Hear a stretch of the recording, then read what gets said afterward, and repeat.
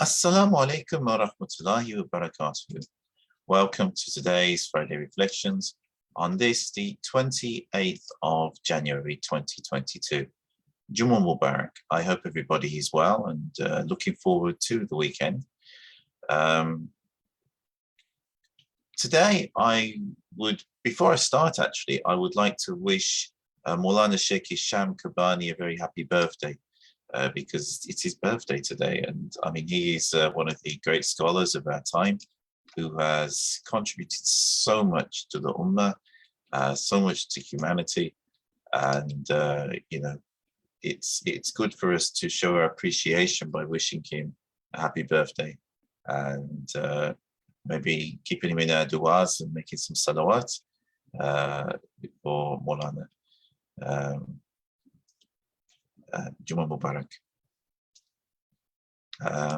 So, alhamdulillah. And may Allah grant Mawlana Shaykh Hisham many more birthdays because, he's subhanAllah. We want him to be with us for a very long time, inshallah.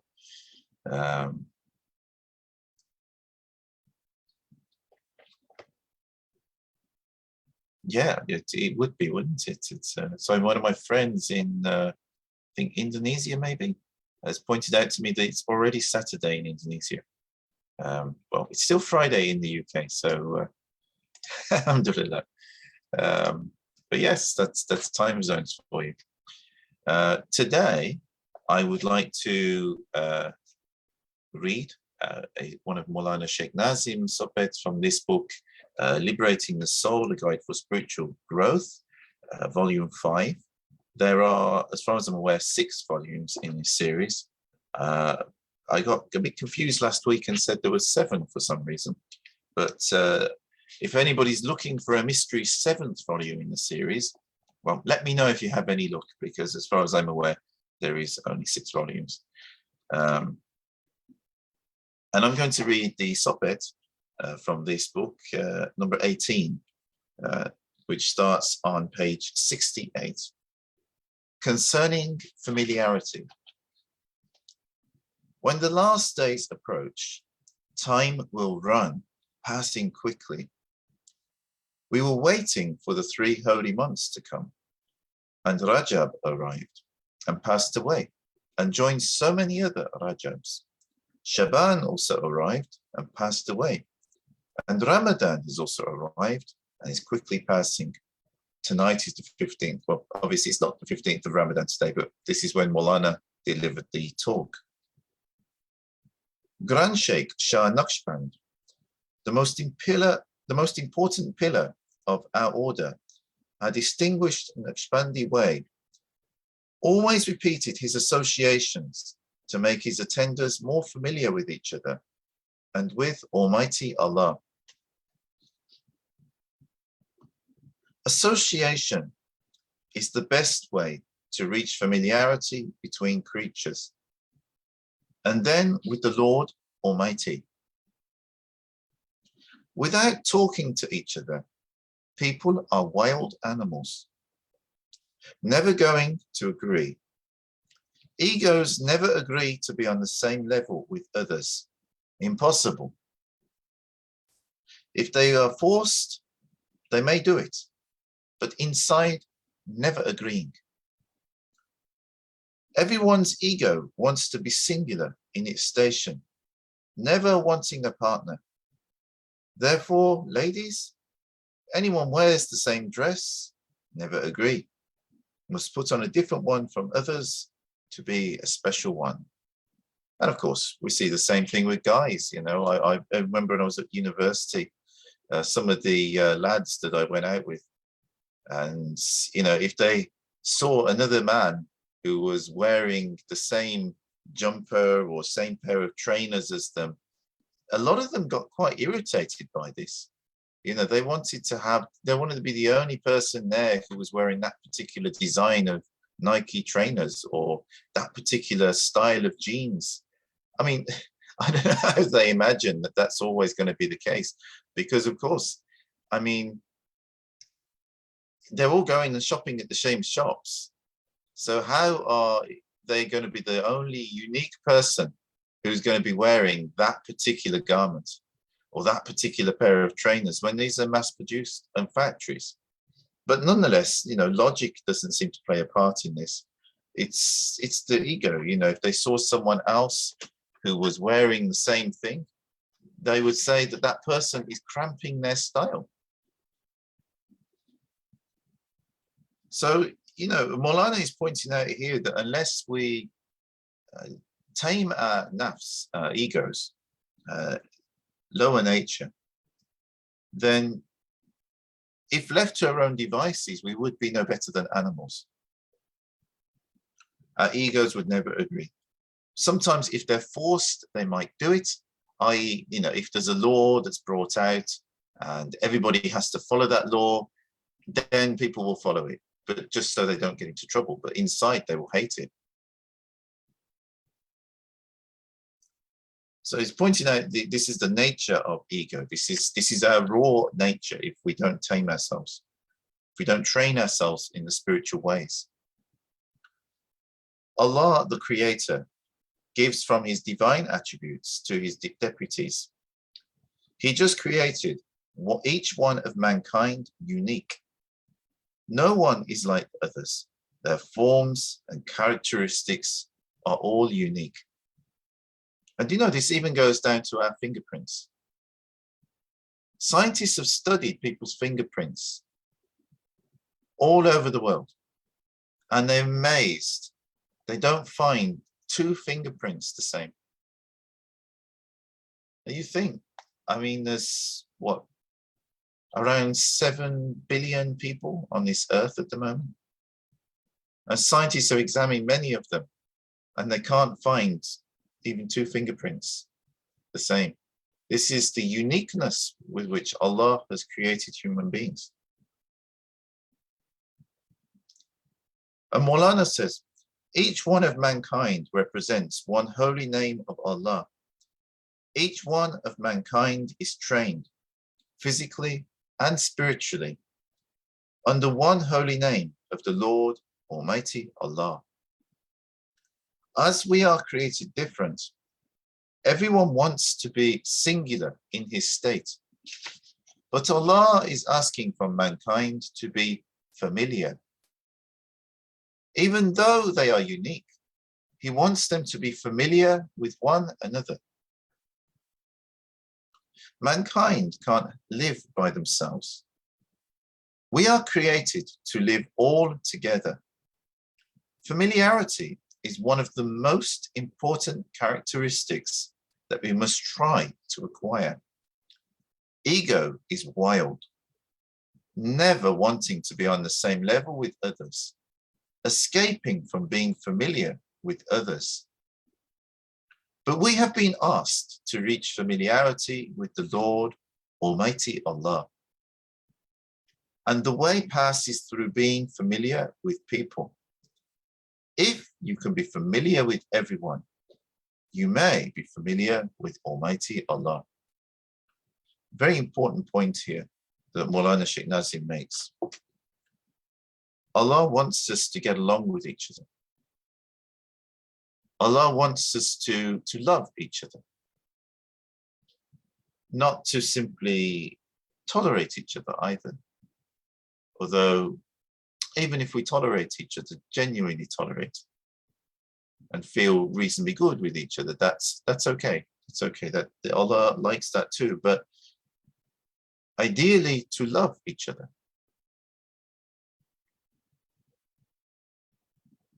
But our egos inside, our nafs, they don't like other people.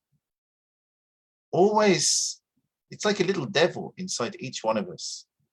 And whenever we start to get along with someone, that little devil will come along and point out something in that person that we don't like. And if we listen to that little voice, we'll never get on with that other person. Even if that person is a lovely person, that little devil inside of us will keep making stuff up that it doesn't like. And that's our nafs, that's the nature of our nafs. It wants to be unique, it wants to be special. When allowed to to grow and not tamed, then our nafs becomes like the Pharaoh. Not only does it want to be special, it wants to be worshipped. So our egos are a very, very scary thing. And all spiritual paths, all religions, all scriptures, because I've read a number of them, they all teach us about the danger of the ego. Actually, there's a motif that we use in England. Our patron saint is St. George, who was probably from somewhere in the Middle East, according to people who've traced the origins of this story. But one of the stories of St. George is that he killed a dragon. Now, some people, they take this literally and they think he killed a dragon and dragons don't exist. So it's complete nonsense. But this is when people don't understand that the picture is telling a story, not a story of an actual dragon, but St. George killed his dragon. His dragon was his ego. It was all that inner demons and things that each one of us has. St. George overcame that. He transcended it. And that's why it is symbolized as a picture of him killing a dragon. There was no physical dragon. The dragon was inside himself. And when we understand the messages in some of these images that are passed on through mythologies, they actually do have wisdom in them. But of course, if you just look at it on the surface, then it looks a bit silly. But when you understand it, it's not silly at all. It's actually incredibly profound. And that's why he was a saint.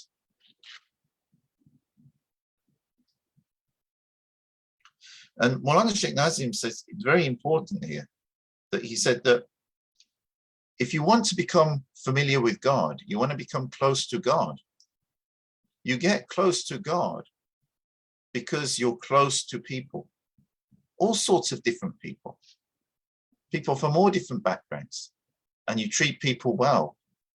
You care about people. You don't see people as foreign to you or different to you. You genuinely care from your heart for them. When you have this, then you get close to God, because God is happy with you. Each one of the people in the earth has a soul whose ray of light comes from Allah subhanahu wa ta'ala. And through everybody's souls, Allah connects to all of us.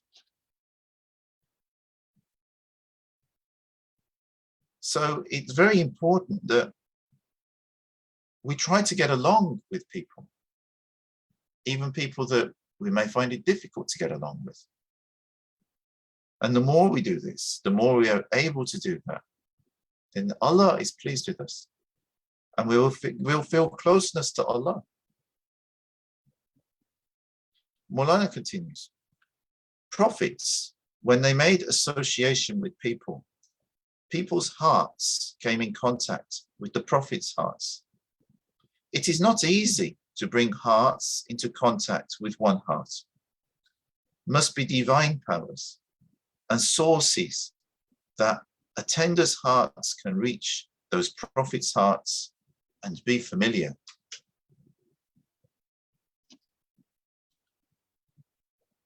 Prophethood is from the heavens. Prophets can address the hearts of people, and it is impossible for open-hearted people not to be impressed by the prophets' hearts. Their hearts must affect the hearts of those people whose hearts are open, and must have an impact on their hearts. Simple people crowded around prophets. First, because their nature is near to nature, open And quickly they were affected by Prophet's speech. The simple ones, women before men, were affected by Prophets. Their hearts easily opening. And when their hearts met, familiarity from the Prophet went around that group. The first step of faith in Islam is familiarity, planted into hearts. And an important condition is to like for others the same as you like for yourself. You can't be a real, sincere believer until you want for others the same as you want for yourself. This is something the Prophet Muhammad said. He said that you're not a true Muslim until you want for your brother what you want for yourself. And this is also very similar to, but it is a form of the golden rule, that you do unto others as you would like done to yourself, or you don't do unto others what you don't want done to yourself. It's concern for other people. You want the same things for other people. It's the golden rule that is found within all of the religions. All of the prophets, they brought this. All of the spiritual messengers of God.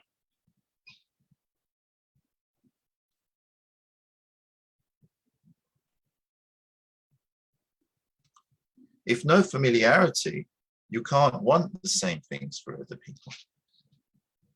See, when you get to know people and you build friendships with them, then of course, if you're a good-hearted person, you'll want the other person to be doing well. You'll want them to be happy. You'll want them to have anything nice, like things you have nice in your life. Mawlana continues, you must meet in the heart of a big one who has divine attraction in his heart, because that comes from Allah Almighty. If not reaching to such a heart, you can't be familiar with anyone. A simple one whose heart does not belong to the Lord can't carry people. He must be a high standard one whose heart belongs only to the Lord. Therefore, associations with prophets gathered open-hearted people, not like some people who knew that there would come a great prophet, but envy closed their hearts. And even association with the Prophet ﷺ never affected them. They said, our hearts are locked. As much as you may talk, it does not enter. Impossible for a person to come open-hearted to the seal of the Prophet ﷺ and to be with him for even a second and not to accept him and say Shahada, that's the declaration of faith. Sayyidina Ummah for so many years locked his heart from listening to the Prophet Muhammad ﷺ. And the day that Allah blessed him and he embraced Islam, he came with an open heart. Until our days, it was impossible for a holy one to speak and an open-hearted person not to accept. This is, if you're a sincere person and your heart is open, when you hear truth, you accept it. But if there's some insincerity in there, then when you hear truth, that insincerity will block you from being able to accept it. So it's very important that we have a sincere heart. Otherwise, we can't see things how they are. And we will only be misled. Mawlana says, if a person comes proud of his knowledge, proud of his mind, he does not come to accept anything, but comes to make you accept something from himself. So many people are locking their hearts against tariqas, that's Sufi orders. They can't take anything. We are giving association, and one who comes with an open heart must accept. If not, leave him. The Prophet's speech never affected Abu Lahab or Abu Jahl because both of them came with locked hearts. This that Mawlana says here reminds me as well of a Zen story from Buddhist tradition. And there was a Buddhist master, a Zen master, and he was making tea for his guest, who was a professor. The professor came to meet the Zen master, saying that he wanted to learn something from him. But when the professor was sitting with the Zen master, he kept talking and talking and talking, sharing his opinions on this and on that and on the other. The Zen master wasn't saying anything, but was making him a cup of tea. So the Zen master started pouring the tea into the cup. And the professor kept talking and talking and talking with all of his opinions. And the Zen master kept pouring the tea and pouring the tea and pouring the tea until eventually the cup couldn't contain it anymore. And tea went everywhere, all over the tray and the table. And the professor, suddenly shocked by this, says, "What are you doing? It's going everywhere." And the Zen master says, "What are you doing?" He said, "First, you must empty your cup." In other words, if the professor wants to learn something from the Zen master, he must listen. He must empty his mind during that period of time and listen to what the Zen master can share with him. If he comes proud with all of his professor's knowledge, it might even be good stuff, but if he comes proud of all that and not listening, what's he benefiting? What's he even sitting there for?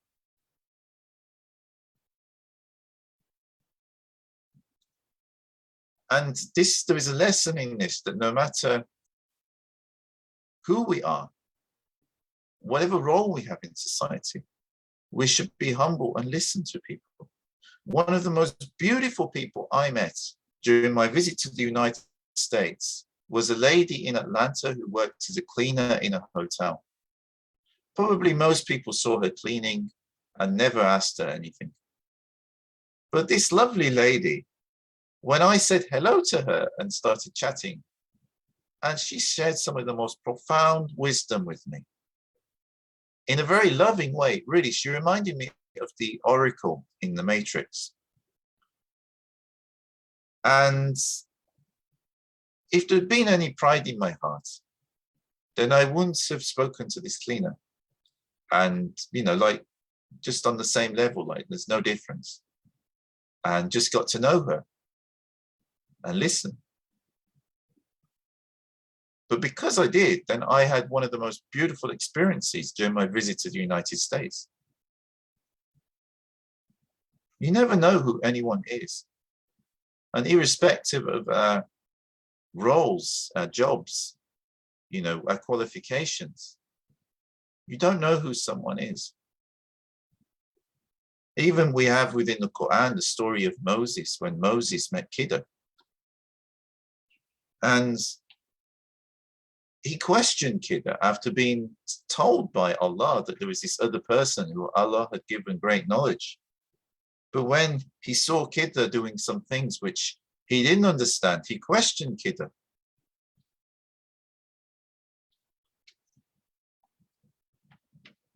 But if Moses had a bit of patience and humility, he would have learned a lot more. Mawlana continues, "No one can reach peace and satisfaction without reaching familiarity. If that familiarity does not come to someone, no peace, everyone disturbs that person, becoming like a thorn to them. And if you do not train under a holy man's association, you can't reach familiarity. Ordinary people's standard never carries people, but a big heart carries people. It is Allah's attributes. He carries people. And you know, within the Christian tradition, they have a very beautiful poem called Footsteps. And this person was, I think what it was, the person had a dream and saw two sets of footsteps. And then they only saw one set of footsteps. And the person prayed to God, how come I only saw one set of footsteps? You left me during that period of time. And God says, no, that was when I carried you. For sure. None of us will get through this life if God didn't carry us. Everyone who has the same attribute as Allah may carry others.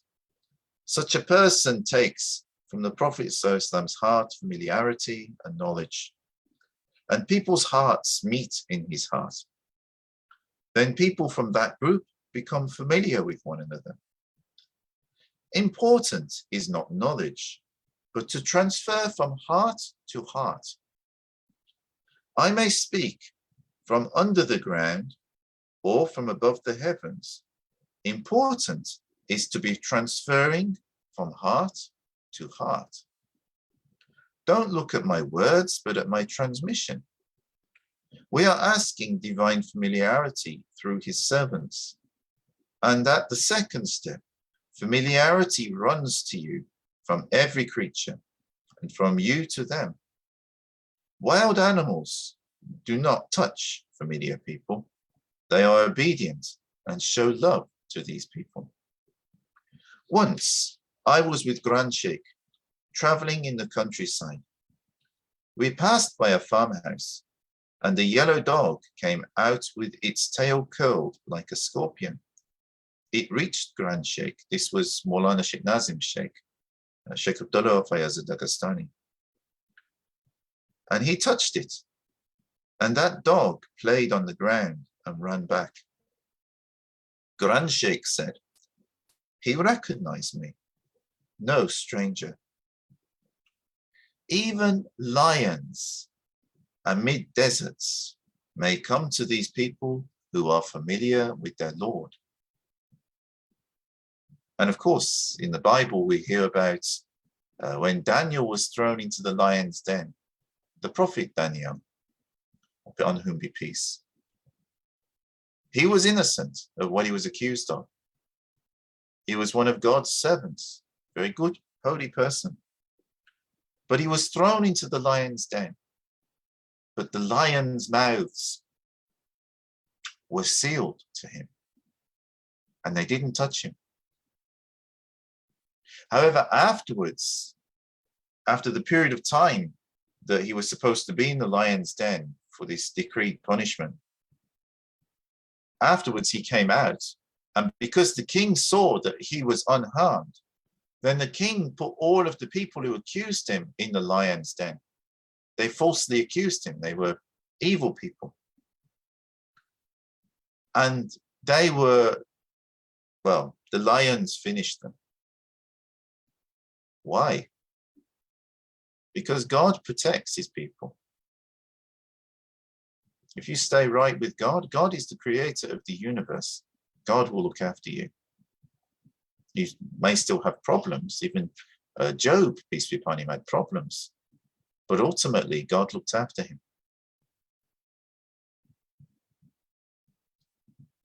Once, Abdullah ibn Umar, the son of Sayyidina Umar, may Allah bless them both, went to Hijaz for pilgrimage, going with a long caravan of camels.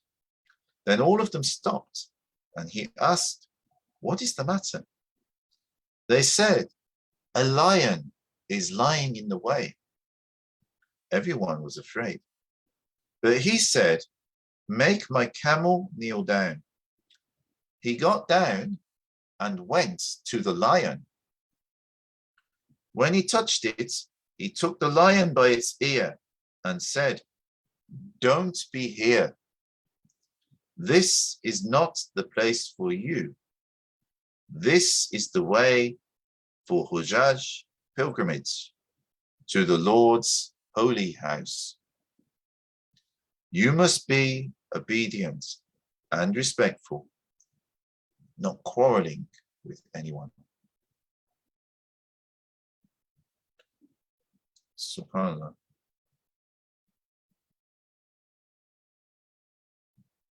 See, Abdullah ibn Umar not scared even of the lion that was blocking the way of the camels going to the pilgrimage. And he got off his camel and he went to the lion and told him, grabbed his ear and says, get lost. You're not supposed to be here. People need to go and pray. And the lion went. SubhanAllah.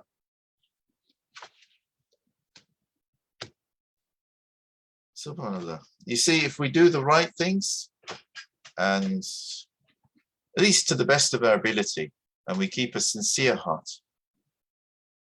and try to be familiar with people, then Allah will help us, and Allah will support us.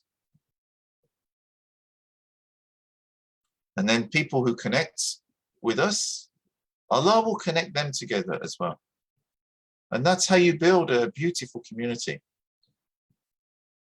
Communities are built around people who are good people who are sincere people who care about the people in their community, people who even care about the stranger, the people who care about the people they've never even met.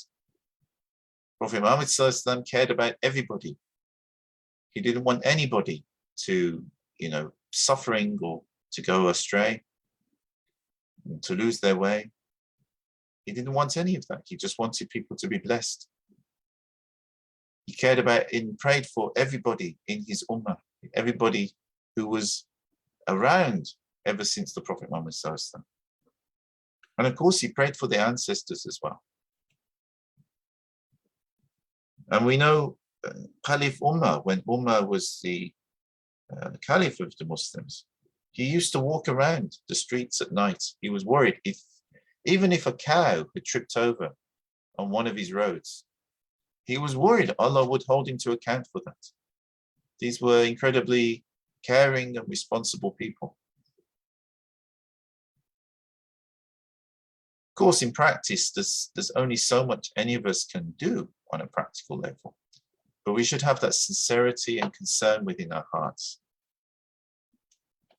Inshallah, may Allah make us among those who are sincere ones, who are good ones, who are seeking to be a blessing to other people on this earth, and also with the other creatures who live on this earth in all different communities, not only people.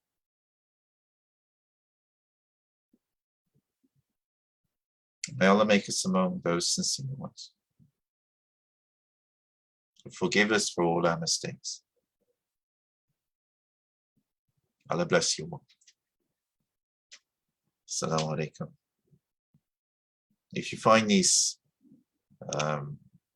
broadcasts useful, and the videos that I save on my YouTube channel, please don't forget to subscribe to my Instagram and Facebook and YouTube and my website at paulusarmstrong.com, so that you can be kept up to date with our latest broadcasts and posts. If you're in the UK, I wish you a very good evening. If you're in Indonesia or the Philippines, I wish you a very good morning. And wherever you are in the world, Assalamu alaikum wa rahmatullahi wa barakatuh. May the peace and blessings of God be with you all.